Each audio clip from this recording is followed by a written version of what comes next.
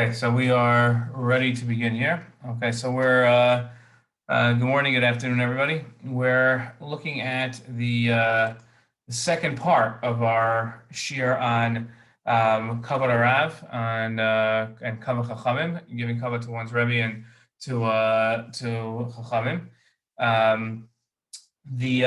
So let's go. I'm not going to review what we did last week. We did last week, and we'll review as we answer the questions.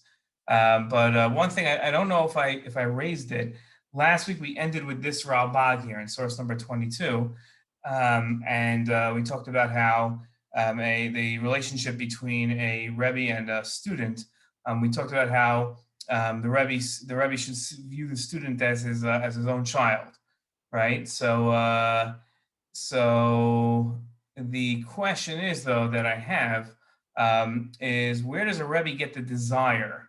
I'm not talking like philosophically, but like where does it come from that a Rebbe has the desire to teach and to raise students, right? A Rebbe really isn't obligated to teach his students. Every Talmid Chacham has to teach everybody in the neighborhood, but that's like it doesn't mean he has to take on a Talmud, right? So in other words, it doesn't mean that everybody in his vicinity he has an obligation to teach with the same dedication as one has when they take on a student full time, right? That's not clearly can't. It's just impossible if that was the obligation. So why would a Rebbe work so hard if he's not really obligated to work that hard?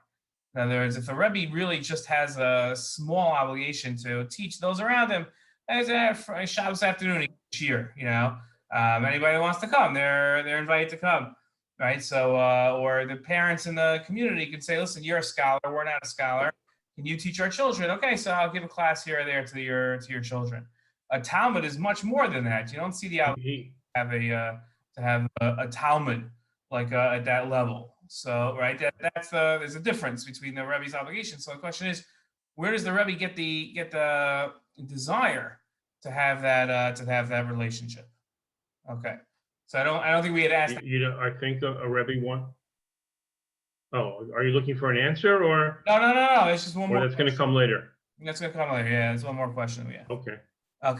Let's go on to the next sources, the next section, which is kavod arav, which is giving kavod to one's Rebbe. We see an interesting phenomenon. You see how sources 23, 24, 25, they're all from the Sefer Mitzvos, and they're all in an order.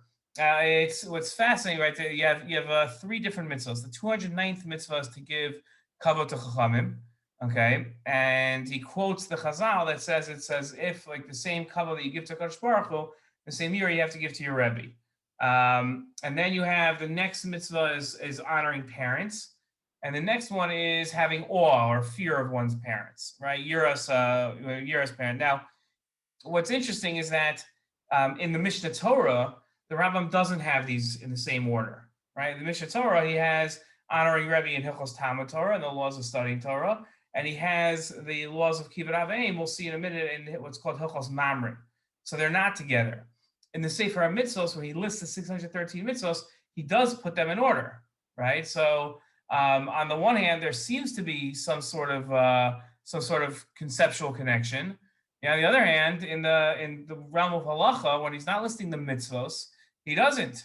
So it seems to be that there's a conceptual connection between these three mitzvos, that the Rambam lists them all in a row, but there isn't really a halachic connection so much, because the halachos are separated when it comes to the Mishnah Torah, right? So that's a strange thing, okay? And the Rambam, when he talks about the laws of Talmud Torah, the laws of kavod of a Rebbe and chacham, so he says here in this source number 26, so just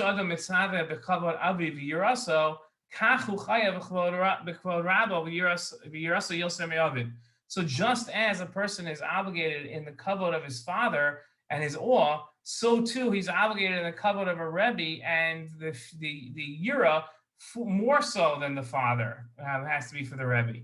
So the Rambam, right, we saw this in the Mishnah. He quotes the Mishnah, right, because it's the same idea, right, that the Rebbe brings him to Olam Haba and the father brings him to this world, right, and therefore the obligation is more. But it seems to be that there's always sort of a relationship when it comes to Chazal And now the Rambam is mirroring that relationship between kovod of a parent and Rebbe, right? So you could say, okay, it seems to make some sort of sense because we're honoring both of them. But really, if you would start from scratch and not know about this Mishnah and not know about this connection, I don't know if we would have made it ourselves. I'm not so sure if we would have said, okay, what is honoring a Rebbe? So if you go, honoring a Rebbe is like honoring your parents. I don't know if we would say that. It's not the most natural sort of connection that one could have, right? That seems to me that's a little strange. So what is the idea? What's the connection really between honoring parents and honoring a Rebbe that we have that so much? So the next set of halachos that we're gonna see, this is really where everything comes down to, right? This is where it all stems from. Okay, and I think that this will really help us here. These are the laws of kibbut avim. Now, if I would ask you, where would you put the laws of honoring parents? If you take the whole halachic gambit and say, okay, we're going to categorize all of halacha, so where would you place the laws of kibbut avim? Under what category? What other halachos are similar to it that you could put them all together? Right? So it's an interesting question, as I don't know if there's a natural place for it. But that's what the Mishnah Torah is. The Mishnah Torah for the Rambam's Mishnah Torah is a set of categories where he categorizes all of halacha. So when he puts two halachos in the same place, he's telling you something about those halachos, right? There's a reason for that. So where would you put the laws of kibbut avim? Where would those go, right? So again, I don't know. Now that we know there's a connection with Rebbe, so maybe it goes into Talmud Torah, right? We maybe put those in the laws of Torah study. Okay, but it's not there, right? And again, we said that that's a problem because we didn't really understand why they would be in the laws of Torah study in the first place, why there would be a connection between Rebbe and parents. So where would it go? So where the Rambam ends up putting kibbut avim is a really fascinating placement, okay? There's a concept in halacha called a mumar. A mumar is a rebel, okay? That's the literal translation of the word. It's a rebel, okay? It's somebody that rebels. And they usually rebel, when we talk about a mumar, they're usually rebelling against God. There's usually some sort of a sin or a series of sins that they're doing, and they're not doing it because they simply have a desire to do it. They're doing it usually lahaches. In other words, if like from a philosophical position, they're not going to follow this mitzvah. Or from a philosophical position, they're going to violate this sin. Right? That's usually where this comes from. Okay. So this is a mumar defined as a rav or just a normal person? No, I think what you're thinking of is a zakei mamre, right? Is the zakei mamre? So a mumar is not necessarily a rav or a leader. No, this is just an average guy. So okay. So on a conceptual level, what is a mumar? Look at these halachos. Let's look at number 27 here. It says, based in Hagadol b'Shib Yerushalayim, hem ikar Torah Sheba'al Peh. The Sanhedrin, the based in Hagadol, right, in Yerushalayim, that is the seat of Torah Sheba'al Peh, right? What does that mean? It means they decide halacha, right? Today we have all different customs and everything. We don't have a decisive legislative body that tells us, okay, now you have a debate, but this is the way the law is, right? We don't have that Supreme Court that in the end tells us this is the debate. It says V'heim amudei ha'orah, right? And they are the foundations, like the pillars of decisions. From them, the laws and justice goes out to the rest of the Jewish people. And you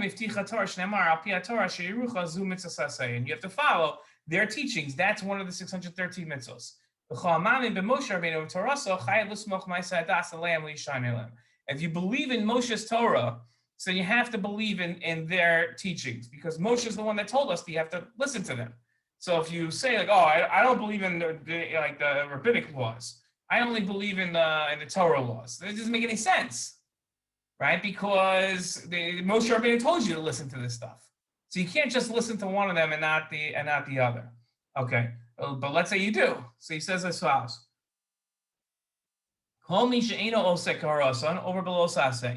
anyone that doesn't do according to what the Sanhedrin say, so they violate a negative command, right? They violate a prohibition in the Torah. yaminu small, right? You're not allowed to move from what they say left or right. Vein lokin alav zev nation nitan las haras misas based in, okay? And you don't get malchus, you don't get lashes, okay? Technical reason, because there is a way that you could be killed for not listening to them. Shekol chacham shmur al devrei misaso b'chenek, because if you do have a chacham, a member of the Sanhedrin that doesn't listen to them, he does die. He's executed, right? The average person that doesn't listen to them, they're not executed. But a member of the Sanhedrin themselves who doesn't follow the majority rule and says, I know I'm right? I was in the minority on the vote, but I know I'm right. So that person is executed. Okay, right?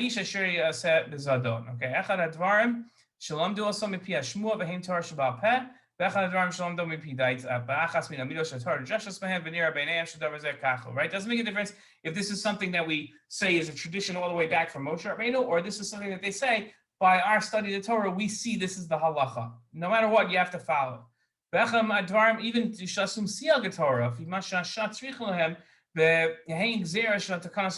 even things that the rabbis came up by themselves, and Sanhedrin came up by themselves and says we're doing this as a fence around the laws of the Torah to make sure you don't violate the Torah. Any of these things, there is a mitzvah to listen to them. But over and if you don't listen to them, you violate a prohibition. Right?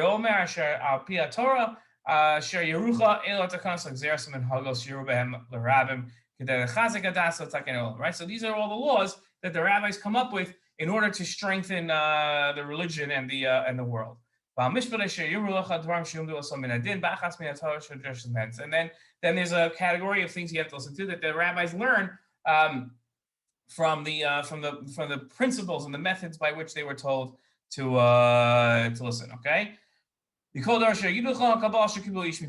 so that's throughout the tradition. So you have to listen to the Sanhedrin, and we are accustomed to do this, right? All the laws that we have are from the Sanhedrin, and we must listen to them. Okay, so my question is, a Mumar is somebody that doesn't listen to one of these things, right? So he doesn't listen to us. So conceptually, what is a Mumar? If I would ask you, not just practically, what does he have to do to qualify as a Mumar, but what is the category of Mumar? Okay, the Rambam says as follows. The Rambam says, Hamakala, based in the Gadol Sheb Yerushalayim, him Ikar Torah Shabal Peh. This is source number 27. I think we saw this one, right? Did I repeat this? Oh, yeah. This is the same things again. Okay. So, and then the Rambam says that if you curse your parents in halacha hey, right? So this is in parak. So for parak aleph through daled were people who didn't, the laws of people who didn't listen to the Sanhedrin. Then here in parak hey, the Rambam goes ahead and he talks about people that curse their parents. Okay. So he says, anybody that does this, miskal, they get stoned. Doesn't